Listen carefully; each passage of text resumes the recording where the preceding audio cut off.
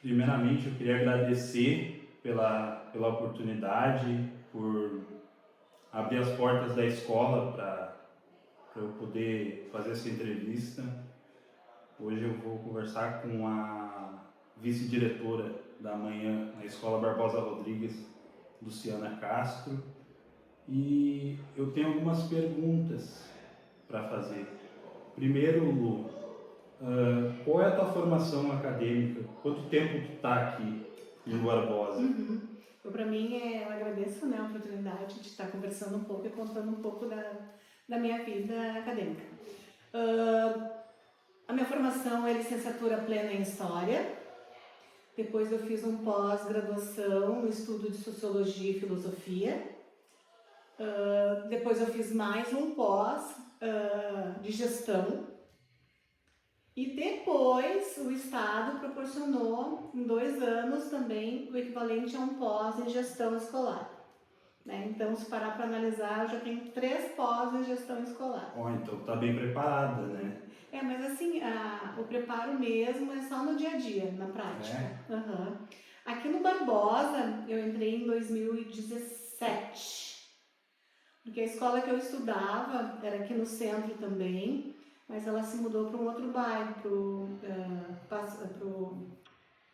passando a ponte ali no Aldeia dos Anjos, ali, né? E aí, como eu moro no centro, eu preferi uma escola aqui, né, para continuar indo e vindo a pé. Então lá eu fiquei 13 anos, 13 para 14, e aqui eu estou desde 2026, 2027. Ah, sim. E o que te motivou a assumir essa função que tu está hoje na vice-direção do Barbosa? Tá, eu já peguei uma gestão em andamento como vice-diretora no Colégio Nicolau, que era o meu outro colégio, né, e eu gosto muito dessa interação com os alunos. Eu acho que a vice-direção ela é especialmente voltada para os alunos, né? Enfim, tem toda a questão do funcionamento da escola, mas a gente pega a mesa com os alunos. E a questão, assim, para assumir uma vice-direção tem que ser professores nomeados, né? E até então, a realidade das escolas estaduais é que o número de professores nomeados é pouco, né? Então, o pessoal para assumir, né, a direção, a vice-direção, então é um número pequeno de professores. Então a gente meio que se obriga, né, vamos dizer assim, a assumir. Essa né? responsabilidade ela veio conforme tu foi passando o tempo. Sim, sim. Porque a gente não tem muitas pessoas, aí vamos supor, pessoal, assume a direção e aí precisa de 3 vices, né? E aí nem todo mundo quer arcar com isso, né? Que é uma responsabilidade bastante grande. Responsabilidade. Né? Que a gente lida não só com os alunos, que eu digo que eu estou pelos alunos, mas a gente lida com os professores, a gente lida com os pais dos alunos, enfim, né? A gente trabalha com todo mundo. E diante de tudo isso que tu me trouxe, Lu, que eu achei muito interessante, o que é para ti se realizar profissionalmente como educadora? Em primeiro lugar, assim, uma coisa que me deixa muito feliz, né, é encontrar alunos que já foram meus de muitos anos anteriores e saber que eles seguiram uma carreira, né, que eles são pessoas na vida, que eles têm já alguma coisa formada, não só a família, mas a questão profissional, a questão de estudo, né, que eles cursaram alguma coisa importante, que eles fizeram alguma coisa importante, e aí que eles me reconhecem na rua, oi professora Lu, que saudade das suas aulas Que legal, então tu sente esse carinho, então. e é constante, em qualquer lugar, principalmente assim, centro de Gravataí, acho que é muito pequeno, Pequeno. É pequeno e a gente encontra gente assim, direto em tudo que é lugar onde a gente vai, e depois vem os filhos dos alunos estudar também, meu professor, não sei o quê, isso é uma coisa bastante gratificante. E a questão de ver, né, alunos que já foram meus se tornarem ótimos profissionais. Isso aí te deixa realizado, me deixa muito feliz em saber que eu contribuí de alguma forma com a vida deles, né? Com a educação, senhora, tuas aulas eram tão importantes, não sei o quê. Muitos até dizem assim, pena que eu não dei o valor que era para eu ter dado. né? Porque o adolescente tem muito dessa coisa assim, ele não está muito ali ligado. Depois, mais tarde, ele vai dizer assim, por que eu não aproveitei mais aquelas aulas? Tu além de vice-diretora, tu é professora também à noite aqui, Sim, né? Costumo dizer que à noite eu estou no chão de fábrica. Né? E como que tu equilibra as exigências, os desafios de ser vice-diretora aqui no Barbosa com o desafio de ser uma professora durante a noite? A questão de ser professora, hoje em dia, as demandas são muito grandes, né? Estão exigindo muito do professor. Então, é meio complicado. A gente termina trabalhando no final de semana, né?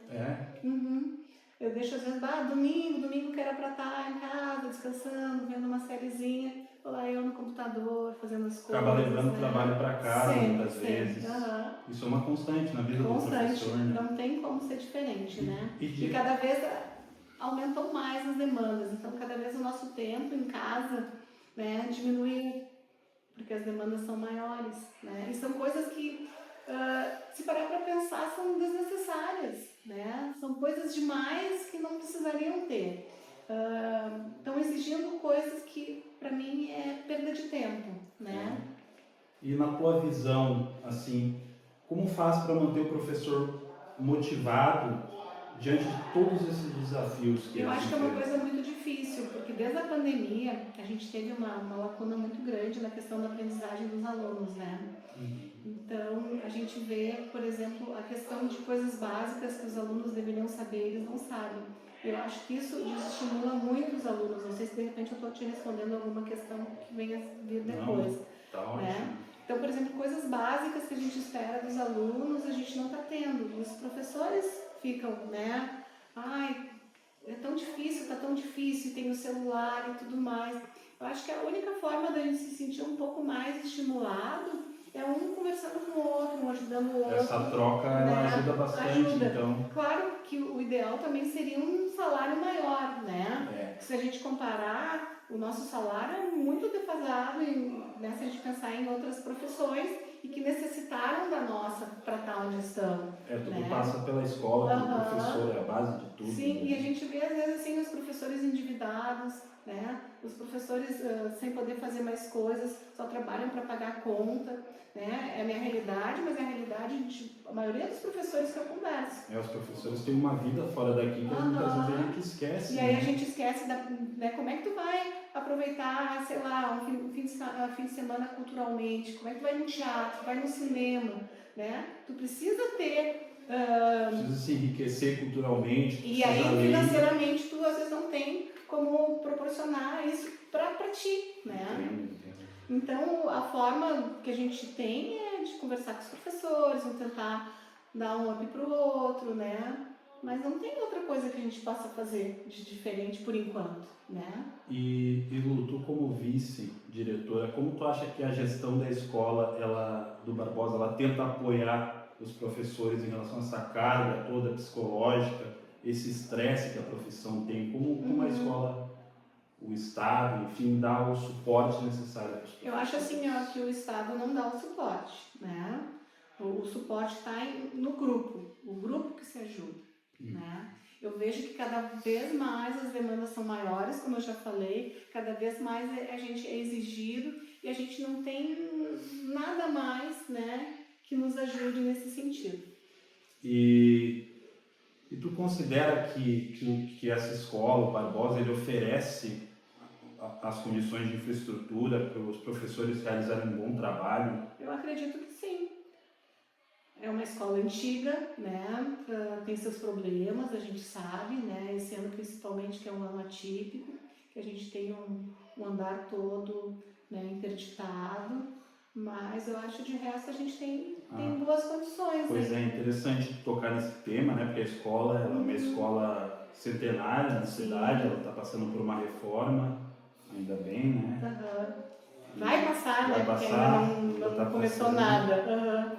E na tua opinião, Lu, como a escola ela deve valorizar e reconhecer o trabalho dos professores no dia a dia, além da questão salarial? Eu acho que é isso, assim, elogiando quando o professor faz alguma coisa que dá resultado, né? Dividindo com os outros colegas isso, é muito importante essa troca, né? Eu Esse acho apoio que da classe. acho que é isso. Que a gente, às vezes, ali na sala dos professores, um conversa com o outro, estimula, às vezes, eles já sem vontade de continuar, né? Mas vamos lá, né? Porque diante de todos esses desafios, se a gente não tiver o apoio, né? É Sim, é difícil. complicado.